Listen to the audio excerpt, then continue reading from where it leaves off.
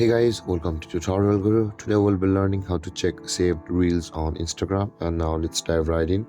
Now to check saved reels on Instagram, first open up your Instagram app, and from over here guys, in order to check your saved reels on Instagram, at the bottom right corner of the screen you can see a small profile picture icon in a circle. Tap on that, and on this interface again at the top right corner of the screen, tap on the three lined icons, and over here you can see the saved option available for us. Just above the archive, tapped on the save, and over here you can see the videos and the all post option available for us. You can tap on either one of those, you can see, and you will be able to view your reels as well as your posts. So let's go back to the post. You can see all of the posts are over here which I saved. In order to check your reels, you can tap over here and all of your saved reels will be over here. And then this is how to check saved reels on Instagram.